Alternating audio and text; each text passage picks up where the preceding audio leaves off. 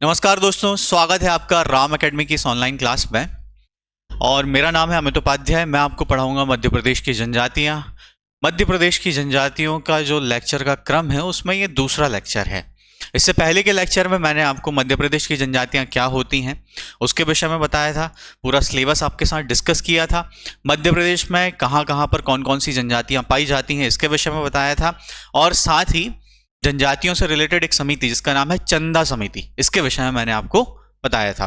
अब हम उस क्लास से थोड़ा आगे बढ़ते हैं। अगर आपने वाली क्लास नहीं देखी तो सबसे पहले उस क्लास को देखिए, इसके बाद हम अगला टॉपिक इसमें पढ़ेंगे। सिलेबस में मैंने आपके साथ एक चीज डिस्कस की थी, सिलेबस ये है। तो यहां पर मैंने आपके साथ डिस्कशन ये किया था कि जनजातियों से संबंधित संवैधानिक प्रावधान मतलब constitutional provision related to tribes, ये हमको यहां पर पढ़ना है।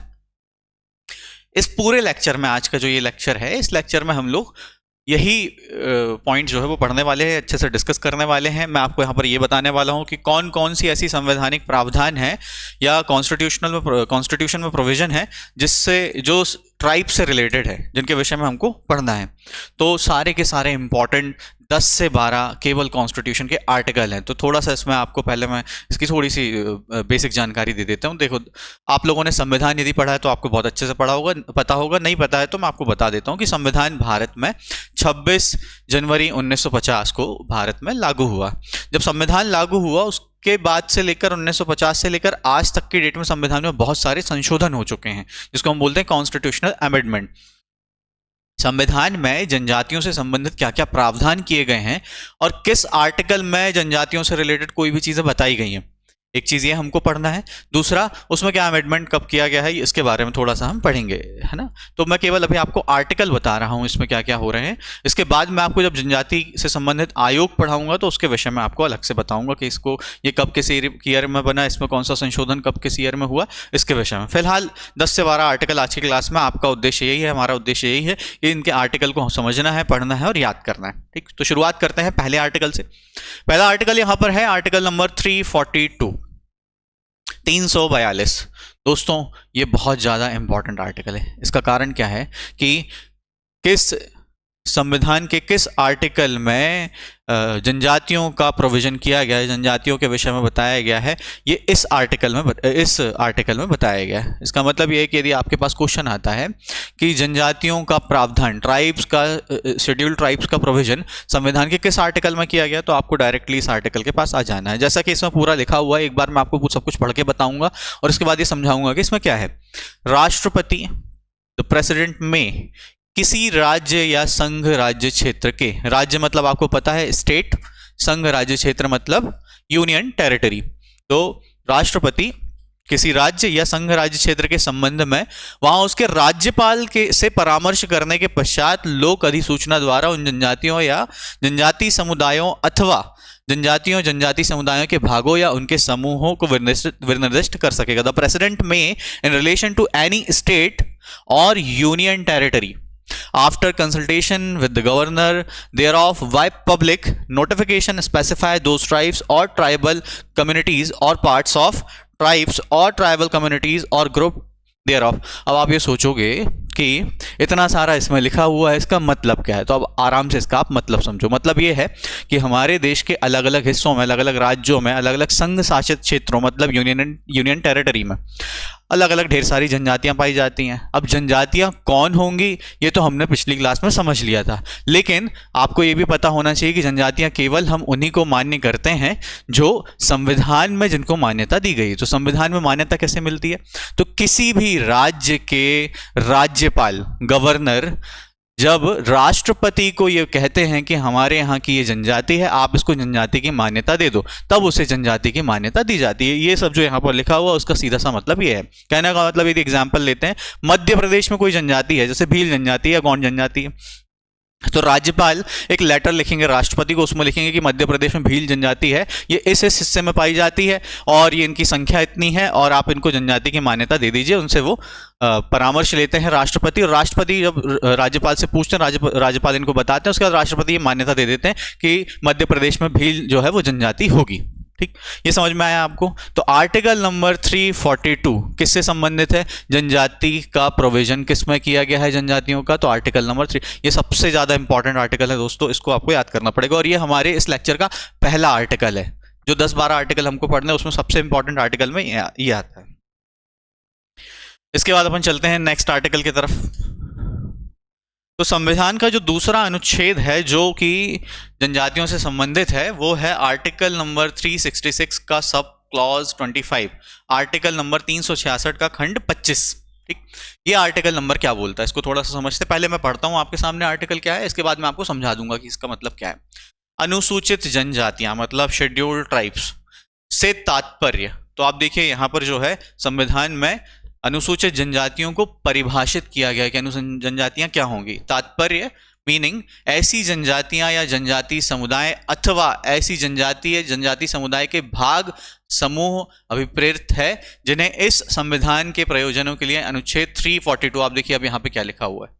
अगर आपको इस आर्टिकल को पढ़ना है तो पहले आपको ये आर्टिकल पता होना चाहिए, आर्टिकल नंबर 342 जो हम पहले पढ़ चुके हैं, के अधीन अनुसूचित जनजाति समझा जाता है। वही इंग्लिश में लिखा हुआ है। Scheduled tribe means such tribes और ट्राइबल कम्युनिटीज और पार्ट्स और ग्रुप्स ऑफ सच ट्राइब और tribal communities who are deemed to be scheduled tribes under article number 342। ये बहुत इंपॉर्टेंट है। For the purpose of this constitution, तो अब यहां पर क्या कहा गया है, यहां पर डिफाइन किया गया है। अब सीधा सीधा क्वेश्चन यही आता है कि अनुसूचित जनजातियों को किस आर्टिकल में डिफाइन किया गया है, किस अनुच्छेद में परिभाषित किया गया। तो किस अनुच्छेद में परिभाषित किया गया है? अनुच्छेद नंबर 366 का 25। पहला क्वेश्चन ये। दूसरा क्वेश्चन ये कि इसमें आर्टिकल नंबर 366 के 25 में क्या कहा गया? तो यही कहा गया है कि जो आर्टिकल नंबर 342 में कहा गया था वही को अनुसूचित जनजाति समझा जाएगा। इन लोगों ने इसके अलावा कुछ नहीं कहा। और आर्टिकल नंबर 342 में हमने क्या कहा था? वहां पे ये कहा था कि किसी भी राज्य के राज्यपाल राष्ट्रपति को जिस जनजाति को कहेंगे कि ये जनजाति है, राष्ट्रपति भी वही बोल देंगे कि ये जनजाति है। कहने का मतलब ये है कि डिसाइड करने वाला फैक्टर कौन है? अल्टीमेटली राष्ट्रपति, लेकिन उनको परामर्श कौन देगा? राज्यपाल, मतलब वहां के गवर्नर। तो अगले आर्टिकल में चलते हैं। अभी तक हमने 2 आर्टिकल पढ़ लिए हैं। पहले आर्टिकल का नंबर है आर्टिकल नंबर 342, दूसरे आर्टिकल का नंबर है आर्टिकल नंबर 366 का सब क्लॉज 25। ठीक, ये 2 आर्टिकल बहुत ज्यादा इंपॉर्टेंट आर्टिकल है। अब पहले आर्टिकल 342 में क्या है?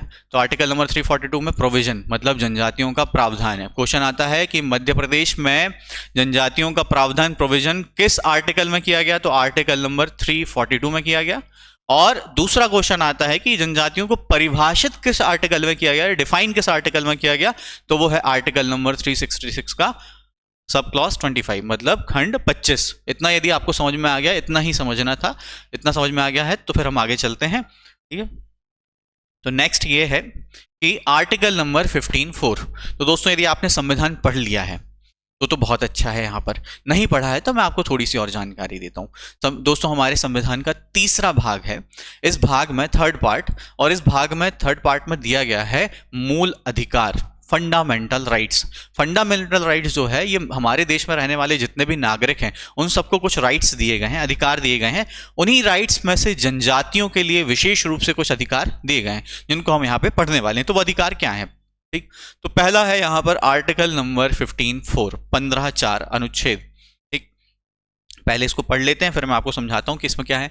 तो राज्य को सामाजिक शैक्षणिक दृष्टि से पिछड़े हुए नागरिकों के किसी भी वर्ग के उत्थान के लिए अनुसूचित जनजातियों के लिए कोई विशेष उपबंध बनाने की शक्ति। ठीक है, इंग्लिश में the state has the power make any special provision for the upliftment of any section of citizen who are socio-educationally backward or for the scheduled caste and scheduled tribes। अब यहाँ पे दोस्तों 2 चीजें दी गई हैं। एक दिया गया पहला शेड्यूल्ड कास्ट और दूसरा दिया गया शेड्यूल्ड ट्राइब, मतलब शॉर्ट में हम इसको बोलते हैं SC ST, scheduled caste scheduled tribe. अब इसमें लिखा क्या है ये अब आप थोड़ा सा समझ लो। तो पहला इसमें चीज लिखी हुई है कि the state has a power, मतलब राज्य के पास शक्ति है। किसके पास? राज्य मतलब हमारे देश के पास एक शक्ति है। और वो शक्ति क्या है? देश की सरकार के पास शक्ति है, और वो शक्ति ये है कि जो पिछड़े हुए लोग हैं। पिछड़े हुए लोग मतलब ये बैकवर्ड पीपल, तो यहां पर भी लिखा हुआ बैकवर्ड। अब बैकवर्ड कौन सा? सोशियो एजुकेशनली, मतलब जो सामाजिक रूप से शैक्षणिक रूप से पिछड़े हुए हैं उनके लिए विशेष प्रावधान कर सकते हैं।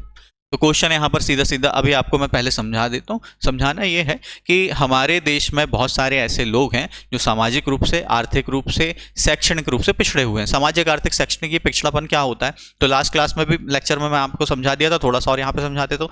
समाज में जिस क्रम में हम लोग रहते हैं, क्या सबका लिविंग स्टैंडर्ड, सबका शैक्षणिक स्तर, सबका सोशल स्टेटस सेम है?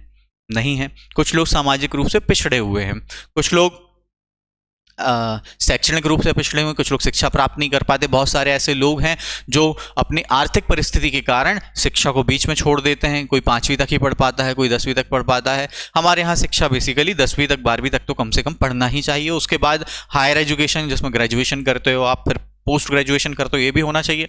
अब यहाँ पे बात यह है कि ये जो शेड्यूल्ड ट्राइब है, इसके लिए यहां पर कहा गया है कि अगर ये पिछड़े लोग हैं जिसमें शेड्यूल्ड ट्राइब शामिल होती है, एसटी, उनके लिए सरकार विशेष प्रावधान करेगी। तो ये क्वेश्चन आएगा कि किस आर्टिकल में, इन विच आर्टिकल ये प्रावधान किया गया है कि अनुसूचित जनजाति मतलब शेड्यूल्ड ट्राइब के लिए विशेष उपबंध किए जाएंगे। तो वो है आर्टिकल नंबर 15(4). तो सिंपल से मैंने अभी तक आपको 3 आर्टिकल बताए हैं। पहला आर्टिकल है आर्टिकल नंबर 342। उसमें क्या क्या है तो उसमें यह है कि किस आर्टिकल में अनुसूचित जनजाति का प्रावधान है, संविधान में प्रोविजन है। तो अनुसूचित जनजाति का प्रोविजन, शेड्यूल्ड ट्राइब का प्रोविजन है आर्टिकल नंबर 342 में। इसको डिफाइन किस में किया गया, इसकी डेफिनेशन किस में है शेड्यूल्ड ट्राइब की, वो है आर्टिकल नंबर 366(4) में, 25 में। और किस आर्टिकल में अनुसूचित जनजाति शेड्यूल्ड ट्राइब के लिए विशेष प्रावधान किए गए हैं, वो है आर्टिकल नंबर 15(4). बस 3 आर्टिकल, और इसके बाद आगे हम चलते हैं नेक्स्ट आर्टिकल पे। इसके बाद है आर्टिकल नंबर 16(4)(a). अब आप ये देखो कि किसी भी आर्टिकल में जब बहुत सारे पॉइंट्स हो जाते हैं ना, जैसे आर्टिकल नंबर 15 यहां पर, तो 15 का पॉइंट 1 कुछ है, फिर पॉइंट 2 कुछ है, ऐसे करके पॉइंट 4 कुछ है। ऐसे ही आर्टिकल नंबर 16 है, 16 में भी आ गया 4, और उसमें भी 2 पॉइंट उसके जब सब पॉइंट होते हैं तो उसमें लिख देते हैं 16(4)(a). तो आर्टिकल नंबर 16(4)(a) में क्या लिखा हुआ है पहले पढ़ते हैं, फिर मैं आपको समझाता हूं। इसमें लिखा हुआ है कि राज्य को अनुसूचित जातियों, अनुसूचित जनजातियों, तो दोस्तों आपको ये जो है अनुसूचित जाति के जो भी प्रावधान होते हैं ना, ये अनुसूचित जनजातियों के साथ होते हैं। मतलब शेड्यूल्ड कास्ट और शेड्यूल्ड ट्राइब के प्रावधान संविधान में साथ में दिए गए, एक साथ लगभग लिखा रहता है। पहले इसमें भी हमने देखा था SC ST, और इसमें भी देखा है कि SC ST यहां पर साथ में है। हम लोग क्योंकि केवल शेड्यूल्ड ट्राइब के बारे में पढ़ रहे हैं तो हम इनकी जानकारी लेंगे, लेकिन आप ये ध्यान रख सकते हो कि जब भी शेड्यूल्ड ट्राइब का नाम आता है उसमें शेड्यूल्ड कास्ट लगभग साथ में लिखा हुआ होता है। तो ये क्या है, राज्य में मतलब हमारे देश में अनुसूचित जातियों, शेड्यूल्ड कास्ट, शेड्यूल्ड ट्राइब के पक्ष में जिनका प्रतिनिधित्व राज्य की राय में राज्य के अधीन सेवाओं में पर्याप्त नहीं है, राज्य के अधीन सेवाओं में आरक्षण के लिए उपबंध करने से निवारित नहीं करेगी। कहने का मतलब है, इंग्लिश में और देख लो आप, the state in favour of the scheduled caste and scheduled tribes whose representation in the opinion of the state is not adequate in the services under the state. ये याद रखना, the services under the state, जिसकी आप तैयारी कर रहे हो। Services under the state मतलब MPPSC राज्य सरकार और UPSC केंद्र सरकार, will not prevent it from making provision for reservation in service under the state. यहां पर ये कहना चाह रहे हैं कि अगर किसी भी राज्य में अनुसूचित जनजाति, शेड्यूल्ड ट्राइब की जितनी जनसंख्या है, लेकिन राज्य की सर्विसेज, सेवा मतलब सरकारी सेवाओं में उनका अगर रिप्रेजेंटेशन, प्रतिनिधित्व समान नहीं है, तो हम उनके लिए रिजर्वेशन का प्रावधान करेंगे। तो ये क्वेश्चन आता है कि किस आर्टिकल में SC ST या केवल ST अनुसूचित जनजाति को रिजर्वेशन देने का प्रावधान किया गया है, वो भी किसमें, सरकारी सेवाओं में। तो यहां पर है आर्टिकल नंबर 16(4)(a). 16(4)(a) सरकारी सेवाओं में, गवर्नमेंट सर्विसेज में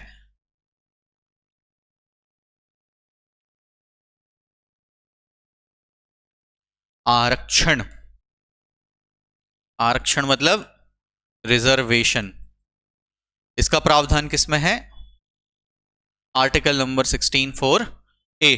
तो मैंने आपको अब तक 4 आर्टिकल बता दिए दोस्तों। पहला आर्टिकल था, याद करो क्या था, आर्टिकल नंबर 342। आर्टिकल नंबर 342 क्या था? इसमें सिंपल है, अनुसूचित जातियों का प्रोविजन। तो क्वेश्चन है प्रोविजन किस में है अनुसूचित जनजातियों का? तो वो है आर्टिकल नंबर 342। अनुसूचित जनजातियों को किस में परिभाषित किया गया है? परिभाषा क्या है उसकी?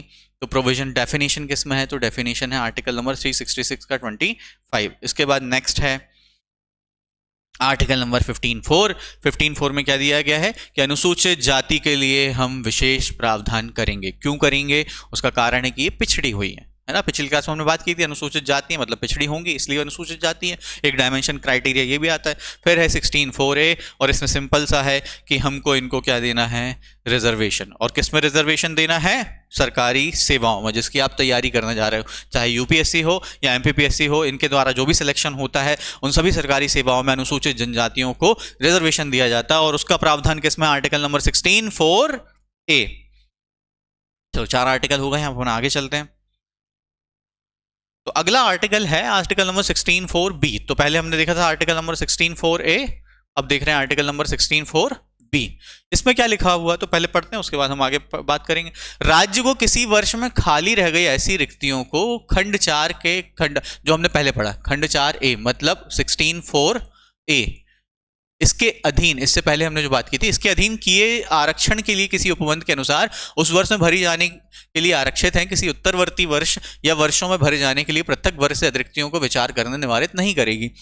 मैंने पढ़ दिया, आपको समझ में तो कुछ आया नहीं होगा, मैं भी आपको समझाता हूँ, इंग्लिश में और पढ़ देता हूँ थोड़ा सा। The state shall reserve to the state such vacancies remaining vacant in any year as may be reserved to be filled in that year in accordance with any provision for reservation made under clause 4 or clause 4A shall not prevent। इसका मतलब क्या है? इसका मतलब यह है कि हमने आर्टिकल 16(4)A में क्या किया था? हमने आर्टिकल 16(4)A में जनजातियों को रिजर्वेशन दिया था। क्या दिया था? रिजर्वेशन। अब यदि हमने वहां पे रिजर्वेशन दे दिया, मान लो हमने 2025 में 100 सीटें टोटल आई, उसमें से यदि हम 16% सीटों पर रिजर्वेशन देते हैं तो 100 में से कितनी सीट हो गई जो एसटी से भरी जाएंगी, इस जनजाति से? 16। और मान लो अगर इतने लोगों ने अप्लाई ही नहीं किया कि इनको दे दिया जाए, और मान लो इससे केवल 10 सीटें भरी गई, और कितनी सीटें बच जाती हैं यहाँ पर? 6। अगर ये 6 सीटें बढ़ जाती हैं तो इसका क्या होगा? तो ये बोल रहे हैं कि अगले साल जब नई भर्ती आएगी उसमें इन 6 सीटों को जोड़ दिया जाएगा। लेकिन अब मान लो अगले साल की भर्ती थी टोटल 100, उसमें 6 जुड़ गई, तो ये कितनी हो गई? 106। तो ये जो 16% था, यहां से 16 सीट तो आएगी अनुसूचित जनजाति के लिए, लेकिन पिछले साल की जो 6 है वो भी इन्हीं के लिए रिजर्व रहेगी, और टोटल सीट हो जाएगी 22। कहने का मतलब ये है पिछले साल की रिजर्व जो सीट होगी वो अगले साल भी अनुसूचित जनजाति को ही जाएगी। अगर वो नहीं भरती है तो इसमें और कोई व्यक्ति भर्ती नहीं होती और कोई इस सीट को नहीं ले पाता है, ये केवल अनुसूचित जनजाति के लिए। ठीक है, समझ में आया? तो इसको बोलते हैं बैकलॉग के पद। बैकलॉग के पद मतलब जो पिछले साल के पद हैं लेकिन वो भर नहीं पाए, वो सारे पद बैकलॉग के पद कहलाते हैं। समझ में आ गया? इसके बाद आता है आर्टिकल नंबर 17। अच्छा, अब मैंने आपको क्या क्या कर दिया, 4 आर्टिकल पहले बता दिए, 5वां आर्टिकल ये था। 4 आर्टिकल कौन से थे? आर्टिकल नंबर 342, आर्टिकल नंबर 366 का 25, article number 15(4), article number 16(4)A और आर्टिकल नंबर 16(4)B। पहले वाले में क्या बताया? आर्टिकल नंबर 342 में, उसमें बताया कि भाई जनजाति का प्रोविजन किस में? आर्टिकल नंबर 342 में। डिफाइन किस में गया? आर्टिकल नंबर 366 के 25 में डिफाइन किया गया है। और फिर तीसरा 15(4) में क्या किया गया है? जनजातियों के लिए विशेष प्रावधान, स्पेशल प्रोविजन किए गए हैं आर्टिकल नंबर 15(4) में। आर्टिकल नंबर 16(4)A में क्या किया गया है? ट्राइब्स के लिए सिविल सर्विसेज में या सरकारी सेवाओं में रिजर्वेशन का प्रावधान किया गया है। और वो रिजर्वेशन के बाद जो पद बच जाते हैं, अगर वो रिजर्वेशन के जो पद होते हैं वो पूरे नहीं भरते हैं, तो उसका इसमें 16(4)B में लिखा हुआ है कि वो सारे पद किससे भरे जाएंगे? आर्टिकल नंबर 16(4)B में केवल एसटी जनजाति के लोग ही उसमें अपॉइंट हो सकते हैं। अगर पद बच भी गए तो और कोई दूसरा अपॉइंट नहीं होगा। समझ में आ गया?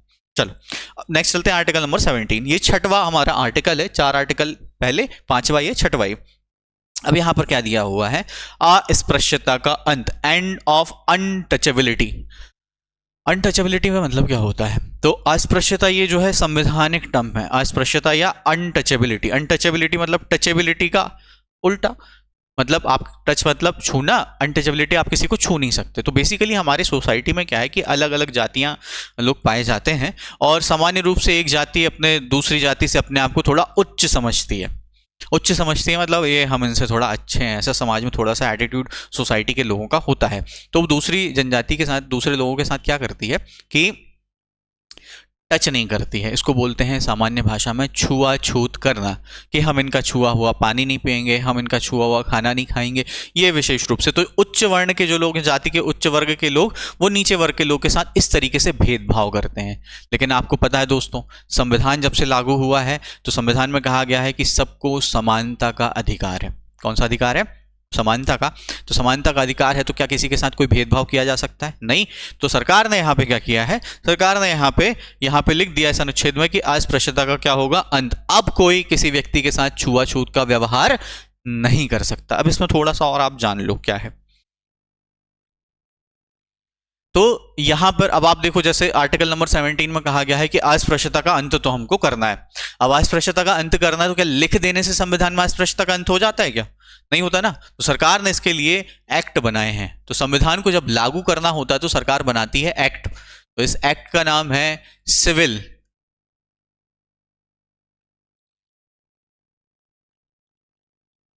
अधिकार संरक्षण अधिनियम। अधिनियम का मतलब होता है एक्ट 1955, मतलब सिविल राइट प्रोटेक्शन एक्ट 1955। तो इन्होंने क्या कहा है कि नागरिक, सिविल मतलब होता है नागरिक अधिकार, इनका हमको संरक्षण करना है। तो नागरिकों के अधिकारों का संरक्षण कैसे करना है?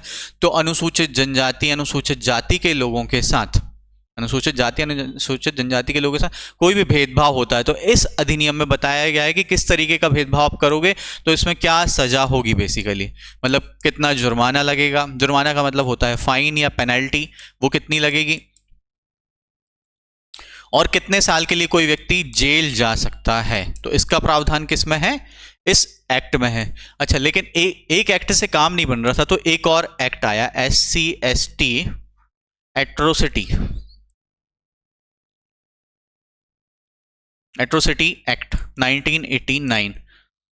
अच्छा, हिंदी में इसको बोलते हैं अनुसूचित जाति, अनुसूचित जनजाति अत्याचार निवारण अधिनियम। ठीक है, अत्याचार मतलब कि कोई व्यक्ति अगर वो अनुसूचित जाति, अनुसूचित जनजाति, शेड्यूल्ड कास्ट और शेड्यूल्ड ट्राइब का नहीं है और इन शेड्यूल्ड कास्ट और शेड्यूल्ड ट्राइब के लोगों पर अत्याचार कर रहा है, किसी मारपीट कर रहा है उनके ऊपर, उनसे कोई ऐसा काम करवा रहा है, घिनौना काम करवा रहा है जो कि उनको प्रेशराइज कर रहा है इस कारण से, या फिर उनके साथ कोई और उनके पैसे लूट रहा है, अपने घर में उनसे जबरदस्ती काम करवा रहा है, या ऐसे कोई भी चीजें जो मौलिक अधिकारों का उल्लंघन करती है। बेसिकली उनको किसी गाली गलौज कर रहा है, उनको किसी स्पेसिफिक शब्द से बुला रहा है, तो इस तरीके से ये गाली गलौज करना, ये सब चीजें करना अपराध है इसके अंडर में, और इसके अंडर में फिर क्या हो जाता है? सजा का प्रावधान। तो ऐसे ये सारे एक्ट बना के सरकार ने क्या किया है? तो सरकार ने इस आर्टिकल को अच्छे से लागू कर दिया है कि भाई अनटचेबिलिटी जो है इसका हमको अंत तो करना है। अब जैसे एग्जांपल देता हूं कि मान लो यहां पर सिंपल सा जैसे कोई गांव है छोटा सा, उस गांव में कुआं है और उस कुएं से केवल पानी भरते हैं, पानी पीने का पानी जो लेते हैं वो लोग हैं सवर्ण के लोग। सवर्ण के लोग मतलब जनरल कैटेगरी, ब्राह्मण क्षत्रिय के जो वर्ण के जो लोग आते हैं, और उनका कहना है कि इस कुएं से केवल हम ही पानी लेंगे और कोई दूसरे वर्ग का अनुसूचित जाति, अनुसूचित जनजाति के लोग यहां से पानी नहीं ले सकते। अगर वो लिया तो पानी खराब हो गया, पानी जो है वो छुआछूत फैल गया बेसिकली ये, तो ऐसा हो सकता है। तो इसमें ये प्रावधान किया गया है कि अगर ऐसा कोई करता है तो ये क्या है? एक अपराध है, और इसके लिए अपराध के लिए क्या किया गया? सजा का प्रावधान। कितनी सजा क्या है ये सब छोड़ो, आपको बस ये है कि इस आर्टिकल को लागू करने के लिए एक्ट भी बनाए गए हैं। वो एक्ट कौन से हैं? सिविल राइट प्रोटेक्शन एक्ट, सिविल अधिकार संरक्षण अधिनियम 1955 1955, और दूसरा एक्ट है SC/ST एट्रोसिटी एक्ट 1989, अनुसूचित जाति, अनुसूचित जनजाति अत्याचार निवारण अधिनियम 1989। तो अभी ये दो एक्ट लाए गए हैं किसके लिए? आर्टिकल नंबर 17 को अच्छे से लागू करने के लिए, जो लिखा हुआ है वो अच्छे से लागू हो जाए, इसलिए ये सरकार लेकर आई। तो कितने आर्टिकल हो गए हमारे पास टोटल? 6 आर्टिकल। पहला आर्टिकल क्या था याद करो? 342 में क्या था? जनजातियों का प्रावधान। अनुच्छेद, किस अनुच्छेद में जनजातियों का प्रावधान किया? Article number 342। प्रोविजन किस में किया गया? 342। किस आर्टिकल में डिफाइन किया गया, परिभाषित किया गया? 366 के पार्ट 25 में। इसके बाद हमने पढ़ा 15(4) में क्या कहा गया था कि जो भी लोग पिछड़े हैं, जनजाति के लोग, उनके लिए सरकार क्या करेगी? विशेष प्रावधान, स्पेशल प्रोविजन का प्रावधान किसमें? 15(4).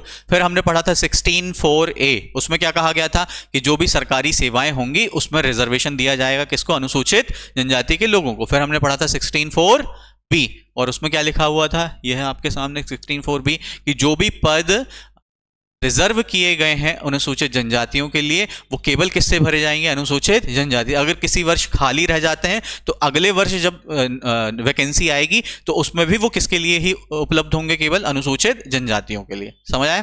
ठीक। और आर्टिकल नंबर 17, ये है 6वां आर्टिकल हमारा, और इसमें क्या कहा गया? End of untouchability. ठीक। अब नेक्स्ट आर्टिकल की ओर चलते हैं हम लोग। नेक्स्ट आर्टिकल है आर्टिकल नंबर 25(2)(b). 25(2)(b) या हिंदी में इसको बोलते हैं खा। हिंदी मीडियम वाले हो, इंग्लिश मीडियम वाले हो, सब लोग 25(2)(b) ही याद रखना। ये का खा जो है, इसको याद रखने से अच्छा बेटर ये है। अब इसमें क्या है? तो इसमें यह है कि सामाजिक कल्याण और सुधार के लिए या सार्वजनिक प्रकार को हिंदुओं को, धार्मिक संस्थाओं को हिंदुओं के सभी वर्गों अनुभागों के लिए खोलने का उपबंध। इंग्लिश में और पढ़ देता हूं, उसके बाद आपको समझाता हूं। To provide religious services to Hindus for social welfare and improvement or to public welfare, provision for opinion institute to all classes and section of Hindus। कहा गया है कि जनजातियां किस वर्ग का हिस्सा है? एक हिंदू समुदाय का हिस्सा है। अब जनजातियां हिंदू समुदाय का हिस्सा है तो हिंदुओं में जितने भी मंदिर होते हैं, क्या वहां पर केवल सवर्ण लोग जा सकते हैं, अनुसूचित जाति जनजाति के लोग नहीं जा सकते? तो वहां पर वो लोग भी जाते हैं। यहां पर है धार्मिक स्वतंत्रता का अधिकार। मतलब अगर मंदिर बनाए गए हैं तो मंदिर में वो सारे लोग भी जा सकते हैं जो अनुसूचित जनजाति से आते हैं। तो यहां पर किसी प्रकार का कोई रिस्ट्रिक्शन नहीं होगा, कोई प्रतिबंध नहीं होगा मंदिरों में जाने के लिए। तो ये कहा गया है कि सामाजिक सोशल वेलफेयर के लिए और सुधार के लिए हिंदुओं के धार्मिक जितने भी वर्ग हैं, जितने भी संस्थान होते हैं हिंदुओं के, वो सब कौन यूज कर सकता है? अनुसूचित जनजाति के लोग। कहने का मतलब एक यदि मंदिर बना हुआ है और अगर वो मंदिर सब लोग यूज कर रहे हैं, हिंदू वर्ग के सारे लोग, तो वहां पर अनुसूचित जनजाति को रोक जाने से आप नहीं रोक सकते, प्रतिबंध नहीं लगा सकते हो। समझ में आया है ना? किसी टाइप का कोई रिस्ट्रिक्शन नहीं होगा। तो कितने आर्टिकल हो गए हमारे दोस्तों? पहला हो गया आर्टिकल नंबर 340, यहां लिख देता हूं 342। दूसरा 366 का 25, फिर 15(4), फिर 16(4)(a) और b, फिर हमने पढ़ा 17, और ये था लास्ट अभी का आर्टिकल नंबर 25(2)(b). इसको याद रखना, 2b है। ठीक। तो इसके बाद आगे चलते हैं। आगे है आर्टिकल नंबर 46। आर्टिकल नंबर 46 क्या बोलता है? तो इसको मैं पढ़ता हूं पहले, फिर आपको समझाता हूं। तो आर्टिकल नंबर 46 में कहा गया है कि अनुसूचित जातियों, फिर वही SC, अनुसूचित जनजातियों मतलब ST, और अन्य जो भी दुर्बल वर्ग हैं, दुर्बल वर्ग मतलब जो बैकवर्ड हैं, इनके लिए शिक्षा, याद रखना, और दूसरा अर्थ संबंधी सहायता। एक है एजुकेशन, दूसरा है इकोनॉमिक हेल्प।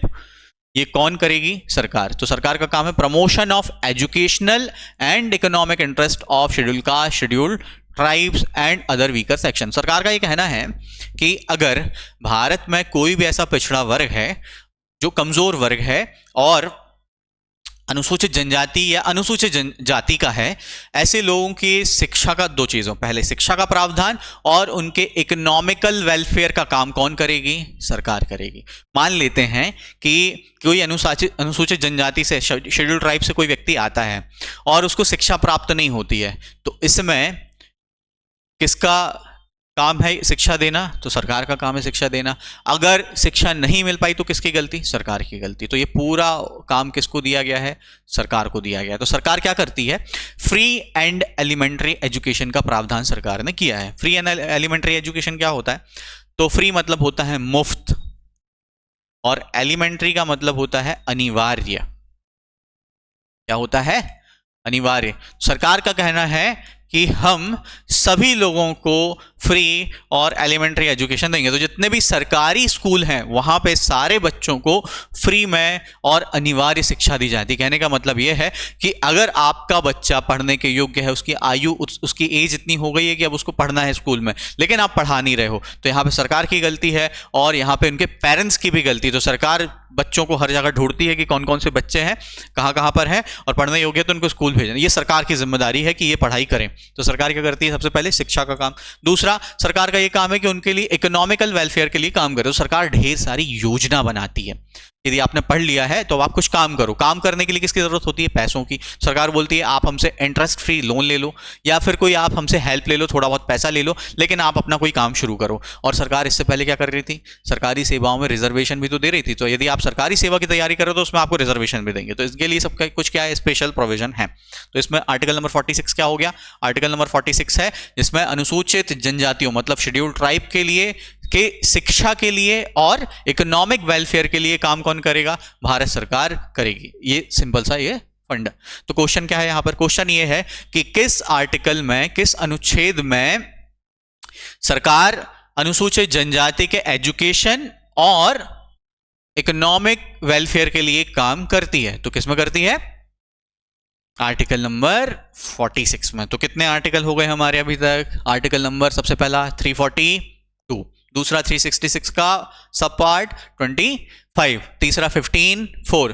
तो प्रोविजन किस में है? 342 में। डेफिनेशन किस में है? 366 के 25 में। ये याद रखना 25 में, 24 नहीं कर देना। 25 में एससी की, 24 में एससी की डेफिनेशन है और 25 में एसटी की डेफिनेशन है। ठीक है, मतलब आर्टिकल नंबर 366 के 24 में एससी जबकि 25 में एसटी की डेफिनेशन है। तो हमको ये याद रखना है 25 में किसकी डेफिनेशन है? एसटी की डेफिनेशन। ठीक, फिर आता है 15(4). तो 15(4) में क्या किया है कि इनके लिए स्पेशल प्रोविजन करना है। किसके लिए विशेष उपबंध करना है? अनुसूचित जनजाति, वही पढ़ रहे हैं हम लोग, है ना। इसके बाद है 16(4)(a), सरकारी सेवाओं में क्या देंगे? आरक्षण। फिर 16(4)(b), जो भी आरक्षण दिया यदि उससे कोई खाली पद बच जाते हैं तो क्या होंगे? वो सिर्फ किसको मिलेंगे अगले वर्ष? अनुसूचित जनजाति के लोगों को मिलेंगे। उसके बाद हमने यहां पर क्या देखा? उसके बाद हमने देखा 16(4)(b) के बाद आर्टिकल नंबर 17 जिसमें क्या था? अस्पृश्यता का अंत, मतलब अनटचेबिलिटी को क्या करेंगे? एंड कर देंगे। इसके बाद हमने देखा कि धार्मिक स्वतंत्रता है। किसको धार्मिक स्वतंत्रता है और किस आर्टिकल में है? तो अनुसूचित जनजाति के लोगों को आर्टिकल नंबर 25 में, 25 के सब क्लॉज 2 और उसमें भी बी, तो 25(2)(b), 25(2)(b) में स्वतंत्रता दी गई कि आप किसी भी मंदिर में प्रवेश कर सकते हो, कोई भी धार्मिक संस्थान है आप उसका हिस्सा बन सकते हो, इसमें कोई भी प्रतिबंध, किसी भी टाइप का रिस्ट्रिक्शन नहीं लगेगा। चलो अगला आर्टिकल। तो अगला आर्टिकल हमने भी पढ़ा कि 46 था। 46 में क्या कहा गया था? आर्टिकल नंबर 46 में कहा गया है कि अनुसूचित जनजाति मतलब शेड्यूल्ड ट्राइब के जो भी लोग होंगे उनको शिक्षा के लिए और इकोनॉमिक वेलफेयर के लिए काम कौन करेगा? तो उसके लिए काम करेगा सरकार। ये किसका दायित्व है, रिस्पॉन्सिबिलिटी है कि शेड्यूल्ड ट्राइब के लोग हैं उनका एजुकेशन कौन दे? सरकार। और इकोनॉमिक वेलफेयर का काम कौन करे? सरकार। ठीक, नेक्स्ट आर्टिकल है आर्टिकल नंबर 164 का सब क्लॉज 1 और ये बहुत इंपॉर्टेंट आर्टिकल है। उसका कारण ये है कि ये भारत के केवल कुछ ही राज्यों में लागू होता है, हर एक राज्य में लागू नहीं होता। तो वो कौन कौन से राज्य हैं जिसमें लागू होता है? पहला है मध्य प्रदेश, दूसरा है छत्तीसगढ़, तीसरा है झारखंड, चौथा है उड़ीसा। तो कितने राज्य हो गए? 4। तो पहला तो क्वेश्चन यही है कि आर्टिकल नंबर 164 में कितने राज्यों के लिए आर्टिकल लागू है? तो 4 राज्यों के लिए। आप इसको आसानी से याद कर सकते हो कि 164 आखिरी में क्या आ रहा? 4। तो कितने स्टेट के लिए? ये 4 स्टेट के लिए, 4 स्टेट के लिए। ठीक, तो यह स्टेट कौन कौन से हैं? आप देखो मध्य प्रदेश, मध्य प्रदेश के बाजू में ही आता है छत्तीसगढ़, फिर आता है झारखंड, उसके बाद आता है उड़ीसा। ये ही राज्य क्यों? क्योंकि यहाँ पे जनजातियों की संख्या सबसे ज्यादा है। जो भी शेड्यूल्ड ट्राइब्स हैं वो सबसे ज्यादा इन्हीं 4 राज्यों में मिलती हैं। और आपको मैंने पहले भी बताया था पिछले लेक्चर में कि मध्य प्रदेश में सबसे ज्यादा जनजातियां पाई जाती हैं। ठीक, सबसे ज्यादा जनजातियां मध्य प्रदेश में पाई जाती है और इन 4 राज्यों में पाई जाती हैं। इसीलिए जनजातियों के कल्याण मतलब वेलफेयर के लिए ट्राइब्स के अलग से एक जनजाति मंत्रालय बनाया जाएगा। तो दोस्तों आप सभी को पता है कि हर एक राज्य में एक राज्य सरकार होती है। जैसे यदि हम मध्य प्रदेश की बात करें तो मध्य प्रदेश में मध्य प्रदेश सरकार है। मध्य प्रदेश सरकार के हेड कौन होते हैं? तो यहाँ पे मुख्यमंत्री जो है इस पूरी सरकार को चलाते हैं। मुख्यमंत्री इसके बाद इनके अलग अलग ढेर सारे मंत्री होते हैं। तो मंत्रियों के पास एक एक दो दो मंत्रालय, किसी के पास एक से ज़्यादा भी हो सकता है, किसी के पास एक, तो ये मंत्रालय होते हैं। तो इसमें भारत सरकार ने इस आर्टिकल के माध्यम से ये कंपलसरी कर दिया है कि इन 4 राज्यों में, किन में, मध्य प्रदेश, छत्तीसगढ़, झारखंड और उड़ीसा, इन 4 राज्यों में कम से कम एक मंत्रालय किसके लिए रहेगा, ट्राइबल वेलफेयर के लिए, मतलब जनजातियों के कल्याण के लिए रहेगा। ये समझ में आए? यही है सेपरेट ट्राइबल मिनिस्ट्री, अलग से एक जनजाति मंत्रालय बनाएगा, किसके लिए, वेलफेयर ऑफ ट्राइब। और किस में बनाया जाएगा, 4 स्टेट, कौन कौन से, मध्य प्रदेश, छत्तीसगढ़, झारखंड और उड़ीसा। चलो नेक्स्ट आर्टिकल में चलते हैं। Article number 330। तो आर्टिकल नंबर 330 क्या बोलता है यहाँ पर, ये बोलता है कि लोकसभा में अनुसूचित जाति और अनुसूचित जनजातियों के लिए सीटों का आरक्षण, reservation of seats for scheduled caste and scheduled tribe, इनमें दोनों का प्रावधान है, एससी और एसटी, शेड्यूल्ड कास्ट और शेड्यूल्ड ट्राइब। किस में है ये देखो आप, लोकसभा में। तो आर्टिकल नंबर 330, लोकसभा क्या होती है तो आपको पता है दोस्तों। तो हमारे यहाँ पर, हमारे देश में पार्लियामेंट होती है, जो कि जिसका काम क्या है, पार्लियामेंट का काम है जितने भी कानून है, जितने भी नियम है, वो सारे बनाती है पार्लियामेंट। पार्लियामेंट में कितने लोग आते हैं, तो 3 चीजें आती हैं। पहला, सबसे पहले आते हैं राष्ट्रपति, दूसरा है राज्यसभा और तीसरे हैं लोकसभा। राष्ट्रपति मतलब प्रेसिडेंट, राज्यसभा, लोकसभा। तो लोकसभा में हम लोग डायरेक्टली, वहां पे जो भी लोग चुने जाते हैं वो जनता द्वारा चुने जाते हैं लोकसभा में। अब जनता द्वारा चुने जाते हैं तो जनता का हर एक वर्ग का रिप्रेजेंटेशन उसमें होना चाहिए, इसलिए लोकसभा में प्रावधान किया गया है कि अनुसूचित जाति और जनजाति दोनों के लोग तो कम से कम होना चाहिए। तो इसमें भी जो सीटें होती हैं उसमें आरक्षण दिया है। तो लोकसभा में कितनी सीटें होती हैं तो आपको पता है, आपने संविधान पढ़ा हुआ है तो ठीक है, नहीं तो मैं आपको बता देता हूँ। टोटल 552 सीट हैं, 545 सीट में अभी भरी जाती हैं, इलेक्शन यहाँ पे हो रहे हैं। 52 सीट को ये कम करके 2 एंग्लो इंडियन की थी, अब 550 कर दिया गया है। और इलेक्शन कितने में हो रहे हैं फिर यहाँ पे, 543 में हो रहे हैं इस चक्कर में। तो 543 सीटें जो ये भरी जाती हैं, 543, इसमें से कुछ सीटें अनुसूचित जनजाति के लोगों के लिए आरक्षित की गई हैं, मतलब उसमें कोई और वर्ग के लोग नहीं जाएंगे, केवल कौन जाएगा, अनुसूचित जनजाति, मतलब एसटी के लोग ही चुने जाएंगे।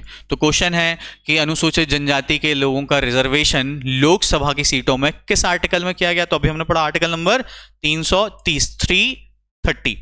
अब नेक्स्ट आर्टिकल में चलते हैं, इसी से जुड़ा हुआ अगला आर्टिकल है वो भी, और वो आर्टिकल है आर्टिकल नंबर 332।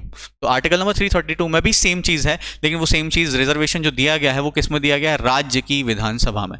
तो दोस्तों जैसे हमारे देश में पार्लियामेंट होती है, संसद होती है, वैसे ही राज्य में भी एक लेजिस्लेटिव असेंबली होती है, विधानसभा होती है। विधानसभा में भी हम लोग चुनकर भेजते हैं, वहाँ के सदस्यों को चुनकर भेजते हैं। तो जब इसमें चुन ही रहे हैं तो सबका प्रतिनिधित्व, रिप्रेजेंटेशन होना चाहिए। तो इसमें भी शेड्यूल्ड कास्ट और शेड्यूल्ड ट्राइब के लिए क्या किया गया है, रिजर्वेशन का प्रावधान, आरक्षण किया गया है। तो क्वेश्चन यहाँ पे लोग हो जाते हैं जब आता है तो कंफ्यूज कैसे होते हैं। तो पहला ये है कि लोकसभा में आरक्षण एसटी को किस आर्टिकल में दिया गया है, 330 में, अभी हमने पढ़ा था। और विधानसभा में किस में दिया गया है, 332 में। तो लोकसभा देश पहले आता है, फिर उसके बाद आता है राज्य। तो याद रखना, पहले 330 आया तो उसमें लोकसभा में आरक्षण दिया गया, 332 बाद में आया तो उसमें विधानसभा में आरक्षण दिया गया, सिंपल, ठीक है। 330 और 332। नेक्स्ट आर्टिकल है आर्टिकल नंबर 334। ये आर्टिकल क्या है, तो लोकसभा और विधानसभा में अनुसूचित जाति और जनजातियों के स्थानों के आरक्षण और विशेष प्रतिनिधि का कतिपय अवधि के पश्चात न रहना। जो 330 और 332 में जो आर्टिकल दिया गया है उसमें दिया गया है कि रिजर्वेशन देना है हमको। रिजर्वेशन किस में देना, 330 में लोकसभा में, 332 में विधानसभा में। 334 नंबर का ये जो आर्टिकल है, यहां पर ये बोल दिया गया कि ये जो रिजर्वेशन है ये अनंत काल के लिए नहीं, हमेशा नहीं रहेगा, ये आपको खत्म करना है कुछ समय में। तो जब पहली बार जब इसको लागू किया गया तो कहा गया 10 साल तक रहेगा, उसके बाद खत्म कर देंगे। लेकिन 10 साल आने लगे तब सरकार ने कहा कि इसको और 20 साल के लिए और बढ़ा देते हैं, फिर कहा कि फिर 10 साल के लिए और बढ़ा देते हैं, फिर बाद में उसके बाद कहा फिर 20 साल के लिए, अभी इसको हमेशा के लिए बढ़ा दिया गया है। बढ़ाने का कारण ये है कि हमने ये आरक्षण क्यों दिया, पहला क्वेश्चन ये। तो आरक्षण दिया कि सबका रिप्रेजेंटेशन अच्छा हो जाए। जो पिछड़े वर्ग के लोग हैं, जो अनुसूचित जनजाति के जो बैकवर्ड लोग हैं, ये लोग समाज की जो मुख्य धारा है, बाकी लोग हैं उन्हीं के जैसे यदि रहने लगे, कोई अंतर ही ना हो, तो हम इनको रिजर्वेशन क्यों दें। लेकिन ये हमारा उद्देश्य सफल अभी तक नहीं हुआ है। तो जब तक ये उद्देश्य सफल नहीं होगा तब तक हम इनको रिजर्वेशन देंगे। इसलिए सरकार इसको हर बार क्या करती है, 10 साल या 20 साल के लिए बढ़ा देती है। अभी फिर से सरकार ने बढ़ा दिया है। इसमें आपको हमेशा क्या हुआ है, इसमें अमेंडमेंट किया जाता है, कॉन्स्टिट्यूशनल अमेंडमेंट एक्ट लाया जाता है और इसको हर बार जो है 10-10 साल में, 20-20 साल में इसको बढ़ा दिया जाता है। वो आपको मैं अलग से बताऊंगा कि किस आर्टिकल में, किस कॉन्स्टिट्यूशनल अमेंडमेंट एक्ट में आर्टिकल नंबर 334 में इसको अमेंड करके और कितने साल के लिए बढ़ाया गया वो हम बाद में देखेंगे। फिलहाल अभी आपको इतना ही याद करना है जितने मैंने आर्टिकल यहाँ पे आपको बताया। तो कौन कौन से आर्टिकल मैंने आपको यहाँ पर बता दिए। सबसे पहले मैंने आपको बताया था आर्टिकल कि ट्राइब्स का प्रावधान किसमें है, तो प्रोविजन ऑफ शेड्यूल्ड ट्राइब्स है आर्टिकल नंबर 342 पहला आर्टिकल। फिर डिफाइन किसमें गया है, आर्टिकल नंबर 366 का सब क्लॉज 25, 24 नहीं है, याद रखना 25, ये 25। और इसके बाद अगला जो है 342, 366, इसके बाद हमने पढ़ा आर्टिकल नंबर 15(4). 15(4) में क्या है, 15(4) में है कि इनके लिए विशेष प्रावधान किया जाएगा। तो स्पेशल प्रोविजन शेड्यूल ट्राइब का किसमें, आर्टिकल नंबर 15(4). 16(4)A में क्या है, इनको राज्य की जो सेवाएं हैं उसमें रिजर्वेशन दिया जाएगा। फिर आता है 16(4)B। 16(4)B में कहा गया है कि जो भी सेवाएं हैं राज्य की उसमें रिजर्वेशन तो हम देंगे, लेकिन अगर कोई पद खाली रह जाते हैं किसी साल तो अगले साल भी वही पद किसको दिए जाएंगे, अनुसूचित जनजाति को दिए जाएंगे अलग से। ठीक। फिर आर्टिकल नंबर 17, इसमें क्या किया गया, अनटचेबिलिटी को खत्म किया गया, अस्पृश्यता को समाप्त किया गया। वो मैंने आपको बताया कि क्या क्या लेके आया। उसके लिए लाए थे सिविल राइट प्रोटेक्शन एक्ट, सिविल अधिकार संरक्षण अधिनियम। कब आया था, 1955, 1955। और एक था SC/ST एट्रोसिटी एक्ट 1989, अनुसूचित जाति जनजाति अत्याचार निवारण अधिनियम 1989। ठीक। नेक्स्ट है यहाँ पे हमने देखा आर्टिकल नंबर 25(2)B। ये किससे संबंधित है, धार्मिक स्वतंत्रता के अधिकार से। कहने का मतलब हिंदू समाज में जितने मंदिर होते हैं, जितनी भी धार्मिक संस्थाएं होती है, उन सब में पार्टिसिपेट कर सकते हैं अनुसूचित जनजाति के लोग, उन पर किसी तरीके का प्रतिबंध नहीं होगा। तो ये अधिकार किसमें दिया, आर्टिकल नंबर 25(2)B में। इसके बाद अभी हमने पढ़ा कि आर्टिकल नंबर 46, अनुसूचित जनजाति के लिए दो प्रावधान किए गए, पहला शिक्षा और दूसरा इकोनॉमिक वेलफेयर, आर्थिक हित। तो एजुकेशन इकोनॉमिक वेलफेयर का काम किसका होगा, भारत सरकार का होगा। किसके लिए, अनुसूचित जनजाति के लिए। और ये किस आर्टिकल में, आर्टिकल नंबर 46 में है। इसके बाद अगला आर्टिकल देखा है 164, और इसमें क्या कहा गया कि 4 ऐसे अलग से राज्य होंगे जिसमें ट्राइबल मिनिस्ट्री होगी। और वो कौन कौन से राज्य, अभी हमने बात की, मध्य प्रदेश, छत्तीसगढ़, झारखंड, उड़ीसा, ये 4 राज्य में। फिर आर्टिकल नंबर 330, इसमें क्या कहा गया कि जो लोकसभा है उसमें उसकी सीटों में रिजर्वेशन होगा। 332 में क्या कहा गया, विधानसभा की सीटों में रिजर्वेशन होगा। किसके लिए, अनुसूचित जनजाति शेड्यूल्ड ट्राइब्स के लिए। और फिर आखिरी में यहां पर बोलिए 334 में कि रिजर्वेशन हमेशा के लिए नहीं होगा, ये कुछ समय के लिए होगा, लेकिन इसको हर साल क्या करते हैं, हर 10 साल में एक्सटेंड कर देते हैं। अब बात करते हैं ये 2 आर्टिकल, आर्टिकल नंबर 243D और आर्टिकल नंबर 243T। ये 2 आर्टिकल बेसिकली क्या है, इसको थोड़ा सा समझने की कोशिश करते हैं। तो आप देखो आर्टिकल दोनों 243 ही हैं। तो हमारे यहां पे दोस्तों स्थानीय प्रशासन, लोकल एडमिनिस्ट्रेशन होता है। तो आपको पता है कि एडमिनिस्ट्रेशन 3 तरीके से होता है। पहला सेंट्रल एडमिनिस्ट्रेशन, मतलब प्रधानमंत्री और उनकी मंत्रिपरिषद होती है, केंद्र सरकार। दूसरी होती है राज्य सरकार, और तीसरी होती है स्थानीय सरकार, लोकल। तो लोकल ये 2 तरीके से होती है। पहला जो भी सिटी वाला एरिया है, नगर वाला एरिया, और दूसरा है ग्रामीण एरिया, विलेज। सिटी वाले एरिया में नगरीय प्रशासन होता है। तो यदि आप किसी नगर में रह रहे हो, वहां पे 3 चीजें हो सकती हैं प्रशासन के लिए, और 3 चीजें कौन सी है, पहला है नगर परिषद। क्या है, नगर परिषद मतलब म्युनिसिपल काउंसिल। दूसरा है नगर पालिका, और तीसरा है नगर निगम। ये तो सुना ही होगा आपने, नगर निगम, नगर पालिका और नगर परिषद। तो ये किसके लिए, इसमें सब में देखो आप क्या लिखा हुआ है, नगर। नगर मतलब क्या होता है, शहर। शहर के लिए अलग प्रशासन होता है। गांव के लिए कौन सा प्रशासन, यहां पे होती है पंचायत। सबसे पहले आती है ग्राम पंचायत। ग्राम पंचायत को अंग्रेजी में भी ग्राम पंचायत बोलते हैं, नगर निगम को अंग्रेजी में भी नगर निगम ही बोलते हैं। ग्राम पंचायत के बाद आती है जनपद पंचायत, और इसके बाद आती है जिला पंचायत। तो सबसे निचला स्तर होता है गांव। छोटा सा गांव है, उस गांव के लिए एक ग्राम पंचायत है। उसके बाद अगर गांव से थोड़ा बड़ा क्षेत्र है जिसमें बहुत सारे गांव आते हैं, शामिल होते हैं, तो वो कहलाता है जनपद, उसके लिए अलग पंचायत है। फिर आता है एक जिला, तो हर एक जिले में एक जिला पंचायत होती है वहां के प्रशासन के लिए। अगर नगर है तो नगर के लिए अलग कहानी है। अब इन्हीं की हम बात कर रहे हैं यहां पर। तो आर्टिकल नंबर 243 जो है D, इसमें रिजर्वेशन दिया गया है पंचायतों में। किसमें? 3 पंचायत अभी मैंने आपको बताई, ग्राम पंचायत, जनपद पंचायत और जिला पंचायत। तो इसमें कहा गया है कि अनुसूचित जाति मतलब एससी और अनुसूचित जनजाति मतलब एसटी, इनको क्या किया जाएगा? रिजर्वेशन दिया जाएगा। तो इनके भी जो इलेक्शन होंगे, यहाँ पे जो पंच खड़े होंगे, जो भी यहाँ पे चुने जाएंगे, उन सबको आरक्षण दिया जाएगा शेड्यूल कास्ट और शेड्यूल ट्राइब को इसमें से। ठीक है। और 243 टी में क्या है? इसमें कहा गया नगर पालिकाओं में, नगर पालिका जो नगर में होती, जो 3 चीजें अभी मैंने आपको बताया, नगर परिषद, नगर पालिका और नगर निगम, इन तीनों में भी क्या होगा? इसमें भी आरक्षण दिया जाएगा। किसको? एसटी को और एससी को। ठीक है। हमको ये याद रखना, क्योंकि हम अनुसूचित जनजाति पढ़ रहे हैं, तो अनुसूचित जनजातियों के लिए क्वेश्चन, अनुसूचित जनजातियों के लिए नगर पंचायतों में या जो भी ग्राम पंचायत होती, पंचायतों में प्रावधान रिजर्वेशन का किस आर्टिकल में किया गया? तो पंचायतों में है आर्टिकल 243 डी में, और नगरीय निकायों में किस में है?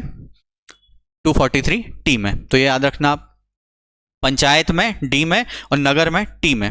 ठीक। इसके बाद अगला नेक्स्ट आर्टिकल में अपन चलते हैं, आर्टिकल नंबर 244। और बस ये लास्ट स्लाइड है आर्टिकल्स की। इसके बाद हमारे आर्टिकल, इतने ही आर्टिकल आपको पढ़ने हैं। तो जितने आर्टिकल मैंने समझा उनको आपको लिस्टिंग कर लेनी है सारी, एक एक करके, बाद 2-3 बार आप पढ़ोगे, सारे आपको याद भी हो जाएंगे। अगला आर्टिकल है आर्टिकल नंबर 244। अभी हमने आर्टिकल नंबर 243 पढ़ा, उसके जस्ट बाद का आर्टिकल है 244, अनुसूचित क्षेत्रों और जनजातीय क्षेत्रों का प्रशासन, administration of scheduled tribes, scheduled and tribal area.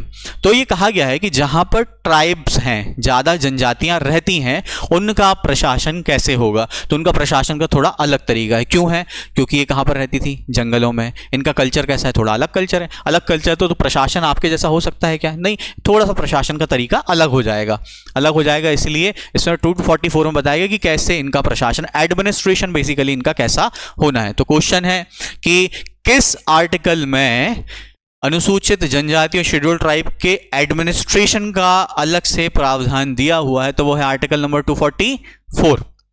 इसके बाद है नेक्स्ट आर्टिकल, आर्टिकल नंबर 275, संविधान की 5वीं और 6वीं अनुसूची। अनुसूची यदि आपको पता है तो ठीक है, नहीं पता तो मैं आपको बता देता हूं। संविधान में टोटल 12 अनुसूचियां हैं। 12 अनुसूची मतलब होता है शेड्यूल, तो 12 अनुसूचियां हैं। तो अनुसूची मतलब होता है लिस्ट बेसिकली, है ना, कि किसी चीज की लिस्टिंग कर दी गई कि क्या क्या है। टोटल 12 लिस्ट हैं। इसमें से जो 5वीं और 6वीं लिस्ट है, इसके बारे में हमको, शेड्यूल है, इसके बारे में यहाँ पे बात करना है। तो यहाँ पे दिया गया है संविधान की 5वीं और 6वीं अनुसूची के अधीन आवृत विशेषीकृत राज्यों SC/ST को अनुदान सहायता। कहने का मतलब यह है कि जिन क्षेत्रों में, इंग्लिश में भी आप देख लो, ये लिखा हो summary of grant states SC/ST covered under second schedule of, second ये गलत लिखा हुआ है, ये 5th है बेसिकली, है ना, इसको 5th कर लेना, शेड्यूल ऑफ कॉन्स्टिट्यूशन। तो 5वां और 6वां जो शेड्यूल है उसमें बताया गया है कि 5वां शेड्यूल वो रिलेटेड है अनुसूचित जनजातियों से। किससे रिलेटेड है? पहला तो आप ये पता कर लो कि अनुसूचित जनजातियों से। 5वें शेड्यूल के अंदर, 6वें शेड्यूल के अंदर अनुसूचित जनजातियों को जो प्रशासन किया जाता है, उन संबंधित राज्यों को अलग से भारत सरकार ग्रांट देती है, अनुदान देती है, मतलब पैसा देती है इनके लिए कि आपको अनुसूचित जनजातियों के लिए क्या करना है?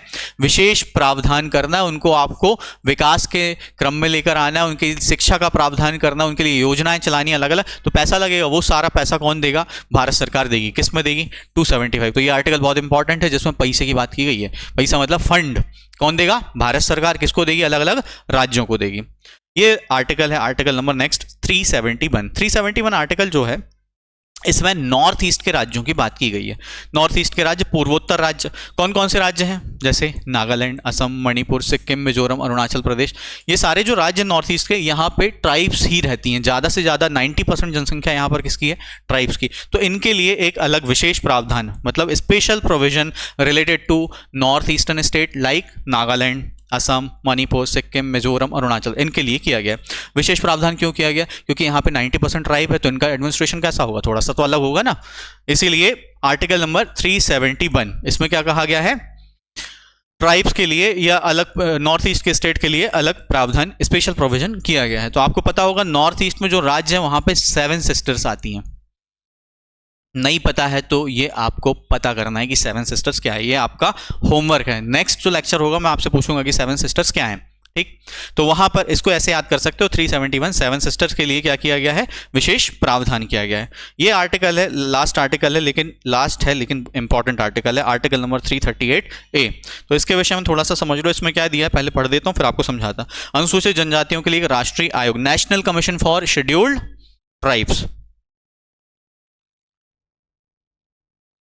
तो दोस्तों आर्टिकल नंबर 338A, इस आर्टिकल में national commission for scheduled tribes का प्रावधान किया गया है।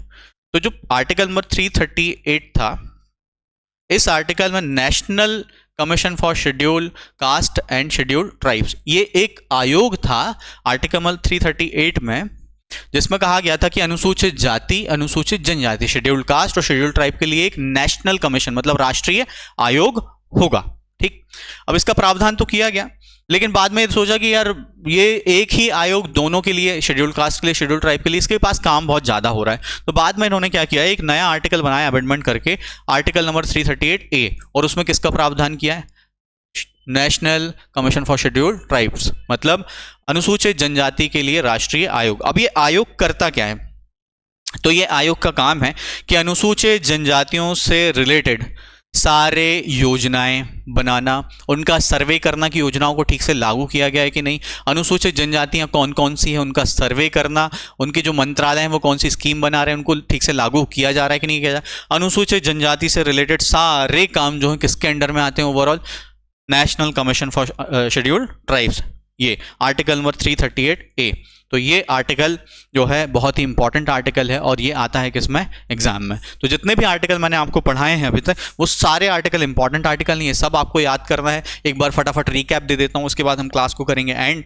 तो पहला आर्टिकल जो मैंने आपको बताया था आर्टिकल नंबर 342, इस आर्टिकल में क्या था, प्रोविजन ऑफ शेड्यूल्ड ट्राइब्स। फिर आर्टिकल नंबर 366 का 25, इसमें क्या था, डेफिनेशन ऑफ शेड्यूल्ड ट्राइब मतलब परिभाषा अनुसूचित जनजातियों की। इसके बाद 15.4 में क्या कहा गया था, 15.4 में कहा गया था कि जो भी व्यक्ति शेड्यूल्ड ट्राइब से संबंधित है उनके लिए सरकार क्या करेगी, विशेष प्रावधान, स्पेशल प्रोविजन करेगी। फिर आता है 16.4A, 16.4 में क्या कहा गया कि सरकारी नौकरी में रिजर्वेशन दिया जाएगा। 16.4B में क्या कहा गया, तो 16.4B में कहा गया कि जो रिजर्वेशन दे रहे हैं यदि उससे पूरे पद, पूरी वैकेंसी अदर शेड्यूल्ड ट्राइब्स जो है जिनके जितने पद रिजर्व किए गए अगर नहीं भरते हैं तो अगले साल वो पद किसको ही दिए जाएंगे, केवल वो किसी और को नहीं दिए जाएंगे, वो केवल ST को ही दिए जाएंगे। फिर आर्टिकल नंबर 17 में क्या है, अनटचेबिलिटी को हमको क्या करना है, यहाँ पे खत्म करना है। फिर आता है आर्टिकल नंबर 25(2)B, ये धर्म से संबंधित है। तो जितने भी धार्मिक संस्थान हैं वो सारे धार्मिक संस्थानों में शेड्यूल्ड ट्राइब को समान अधिकार दिया जाएगा, उनके ऊपर कोई प्रतिबंध नहीं होगा। फिर आता है आर्टिकल नंबर 46, आर्टिकल नंबर 46 में क्या था, सरकार का काम है कि उनकी शिक्षा और इकोनॉमिक वेलफेयर के लिए काम करना, promotion of education and economic interest welfare के लिए काम करना। फिर आता है आर्टिकल नंबर 164 का सब क्लॉज 1, इसमें क्या कहा गया है, ये 4 ऐसे राज्य होंगे जिसमें अलग से शेड्यूल्ड ट्राइब के लिए अलग से मिनिस्ट्री बनाई जाएगी और ये कंपलसरी है, बनाना ही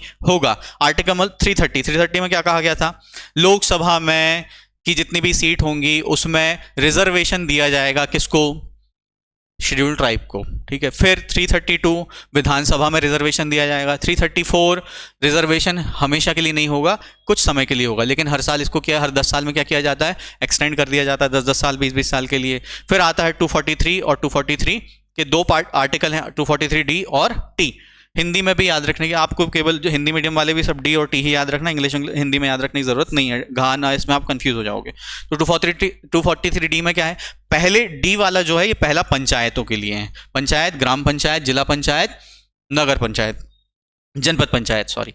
तो ये इन तीनों में अनुसूचित जनजाति के लोगों को क्या दिया जाएगा, रिजर्वेशन। और फिर आ गया नगरीय निकाय, इसमें भी क्या दिया जाएगा, रिजर्वेशन। नगरीय निकाय मतलब नगर परिषद, नगर पालिका और नगर निगम, ये 3 मैंने आपको बताए थे।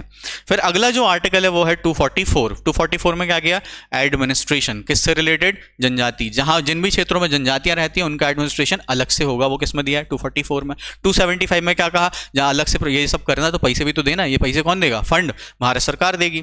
371 में क्या कहा गया, इन्होंने इसमें कहा गया है कि जितने भी नॉर्थ ईस्टर्न स्टेट है उन सब में क्या है, ट्राइब्स ही रहती हैं केवल, तो उनका जो भी एडमिनिस्ट्रेशन होगा वो थोड़ा अलग से होगा, उनके लिए हम थोड़े अलग प्रावधान करेंगे। ठीक है। इसके बाद आता आर्टिकल नंबर 338A। इसमें ये लास्ट आर्टिकल, इसमें क्या दिया गया है, अनुसूचित जनजातियों के लिए राष्ट्रीय आयोग, मतलब national commission for scheduled caste. तो इतने आर्टिकल हैं जो आपको पढ़ना है, अच्छे से याद करना है। जो भी आर्टिकल मैंने आपको पढ़ाए वो सारे आर्टिकल, अब आपको इसके प्रॉपर नोट्स बना लेने, PDF तो आपको मिल ही जाएगा। नोट्स बना के इसको 1-2 बार यदि आप पढ़ोगे आराम से तो ये आपको याद भी हो जाएगा। केवल आपको कुछ नहीं करना, नोट्स बना के 1 से 2 बार इसका रिविजन करना है। मुझे लगता है कि आपको ये पूरे आर्टिकल समझ में आ गए होंगे। तो जय हिंद दोस्तों, अब मिलेंगे अपन अगली क्लास में।